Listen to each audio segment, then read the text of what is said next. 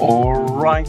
Good morning, traders. Welcome to another session of the opening bell. I'm Ashley Reeve here. Before we get started, remember the information we discuss in this video is opinion and should not be construed as advice in any way.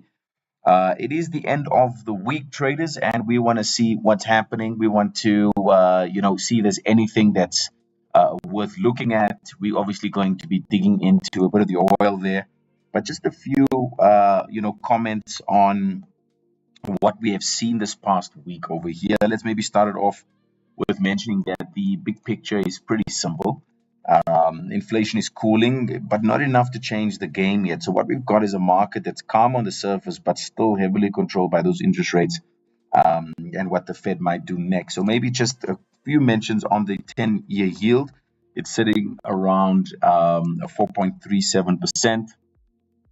And it's near the recent lows. That drop came after the PCE inflation report. Now, here's the key thing. All right, here's the key thing here about the PCE. It didn't shock, anything higher or anyone higher. It didn't show inflation reaccelerating, but it also didn't show inflation falling fast enough to force the Fed to back off. So there's still that hike there that's looming around. So basically, it cooled the panic. It didn't change direction, and that's why the Fed story is still alive here this week. No, markets are still pricing the high chance of the hike later this year, and no real rush into those cuts. So bonds relaxed, but it did not rally aggressively. Looking at the Euro USD here, as well as the NZD USD, AUD USD, we're seeing that the dollar is staying strong around the 101 point area for the same reasons, those rates. Past couple of days, we've just seen the dollar really strengthen against, putting a lot of pressure on these different currencies over there. You can see it now, all right? That's very important for us to take note of.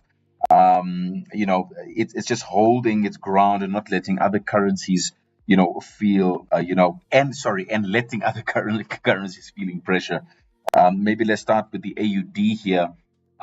You can see just from that movement there, the AUD is weak. It's stuck below that 69-cent area. It's not crashing. It's just being outpaced. That's it. The US is still tighter for longer than Australia.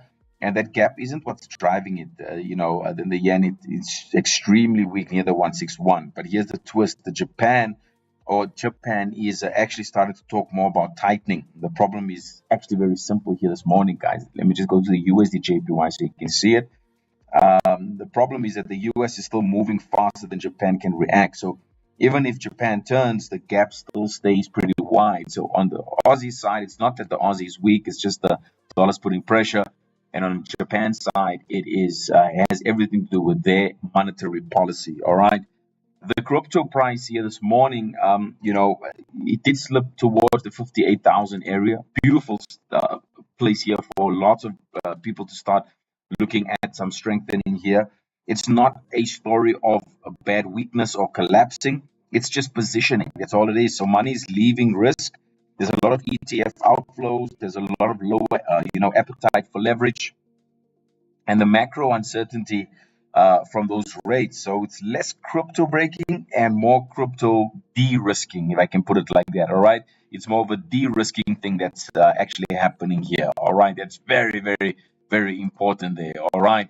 And then obviously one must also then look at the gold here, traders, for all the guys that love the gold price. We can't omit that one.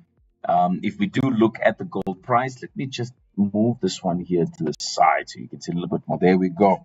Gold drop under the $4,000 per ounce. We've come back a little bit there. It's had a rough week, actually. Two things: stronger dollar, higher for longer rates. And even with the softer inflation, it wasn't enough to buy, or to bring those buyers back aggressively. So gold is stuck between those two forces there. Less fear in the system, but still heavy rates apply. And then maybe just lastly here for the Friday, guys, really oil has come down back to the March levels of 2026.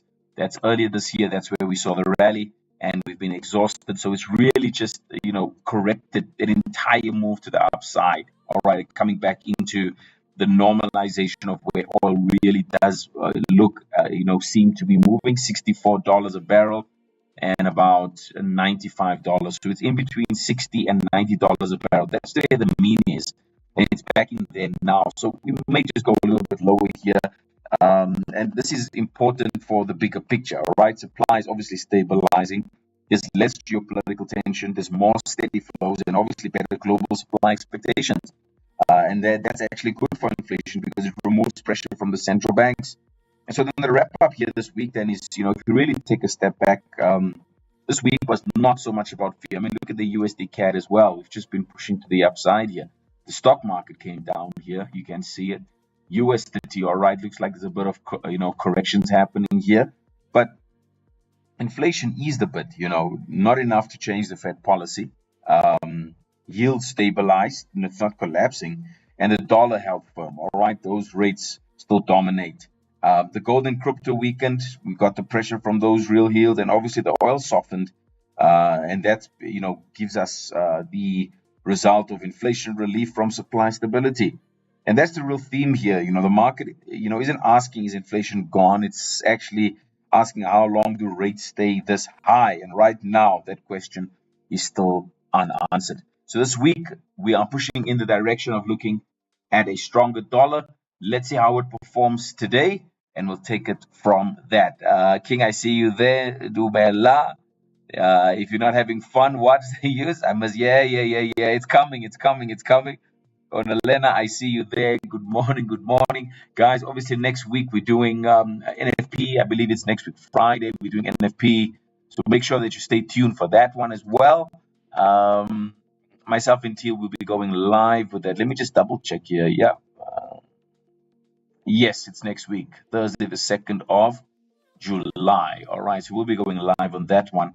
We're looking forward to it, guys. Really strong dollar this week. And, King, for the sake of at least, if you're not going to have or you're not having fun, what's the use at all, brother? All right. Have a good Friday. Have a good weekend. And we'll see you guys next week. And to the guys that have not opened that account, remember www.tdmarkets.com. You can also email us at care@tdmarkets.com. All right. See you guys. Have a good weekend. Support Bafana. The boys have done it. They are through. And we're looking forward to chatting a little bit about that even next week. Yes, it's going to be interesting for us, guys. Have a good one. Ashley Reeve here, and I'm checking out. Ciao, ciao.